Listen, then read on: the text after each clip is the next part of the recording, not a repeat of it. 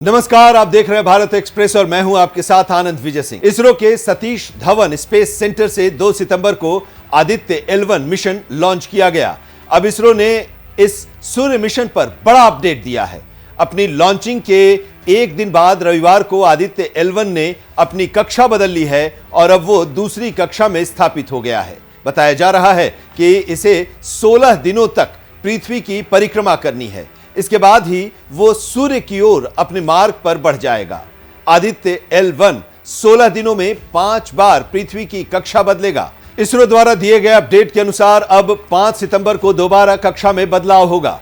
जानकारी के मुताबिक इसरो ने ट्वीट कर जानकारी दी है। आदित्य L1 ठीक से काम कर रहा है और उसने अपनी कक्षा बदल ली है। भारत की ओर से अंतरिक्ष में भेजे गए पहले सूर्य मिशन आदित्य L1 की कक्षा बदलाव की अगली प्रक्रिया 5 सितंबर 2023 को होनी है और इस दौरान भारतीय समय अनुसार देर रात लगभग 3 बज रहे होंगे। आदित्य L1 235 गुने 19,500 किलोमीटर की कक्षा से निकलकर 245 गुने 22,459 किलोमीटर की कक्षा में पहुंच चुका है। आदित्य L1 की ये पहली बड़ी सफलता है और इसके सूरज की ओर पहला पग बढ़ाना भी कहा जा रहा है। इससे पहले आदित्य L1 मिशन पर केंद्रीय मंत्री जितेंद्र सिंह ने बधाई देते हुए कहा था कि यह वास्तव में भारत के लिए एक सुखद क्षण है। हमें पीएम मोदी को भी धन्यवाद देना होगा जिन्होंने इसरो के द्वार खोले। लॉन्च देखने के लिए इसरो में 10,000 लोग मौजूद थे। ये अपने आप में एक अकल्पनीय था। मिशन के लिए देश भर के विज्ञान संस्थानों ने सहयोग दिया। कुल मिलाकर यह एक बड़ी छलांग है। उन्होंने कहा कि इसरो एक रोल मॉडल है जिसका दूसरों को अनुकरण करना चाहिए। बाहर के वैज्ञानिक समुदाय ने कुशाग्रता दिखाई है। उन्होंने सराहना करते हुए कहा कि परियोजना निदेशक निगार शाजी ने अकेले ही इस परियोजना के लिए अपने जीवन के 7-8 साल समर्पित किए और कड़ी मेहनत की।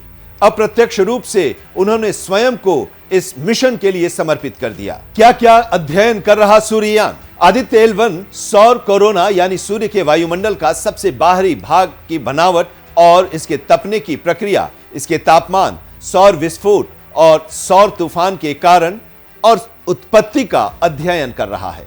इसके अलावा कोरोना और कोरोनल लूप प्लाज्मा की बनावट, वेग और घनत्व, कोरोना के चुंबकीय क्षेत्र की माप, कोरोनल मास इजेक्श की उत्पत्ति, विकास और गति, सौर हवाएं और अंतरिक्ष के मौसम को प्रभावित करने वाले कारकों का अध्ययन करने में जुटा हुआ है।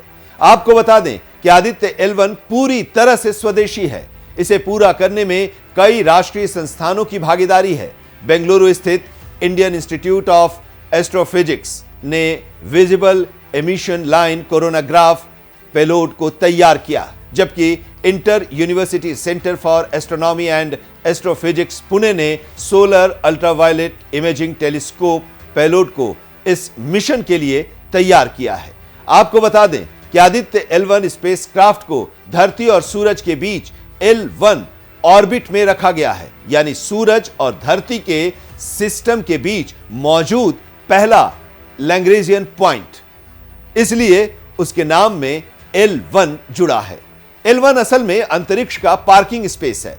लैग्रेंजियन बिंदु अंतरिक्ष में वो स्थान है जहां दो वस्तुओं के बीच कार्य करने वाले सभी गुरुत्वाकर्षण बल एक दूसरे को निष्प्रभावी कर देते हैं। यहां एक छोटी वस्तु दो बड़े पिंडों सूर्य और पृथ्वी के गुरुत्वाकर्षण प्रभाव के तहत संतुलन में रह सकती है। नासा के अनुसार इसकी मदद से स्पेसक्राफ्ट के लिए जरूरी ईंधन की खपत को कम किया जा सकता है। भारत का सूर्ययान धरती से 15 लाख किलोमीटर दूर स्थित इस पॉइंट से सूरज की स्टडी कर रहा है। तो आदित्य L1 के बारे में अभी इतना ही। इसके बारे में और भी अपडेट आएंगे, हम आप तक पहुंचाएंगे। तमाम खबरों के लिए आप देखते रहिए भारत एक्सप्रेस डिजिटल। नमस्कार।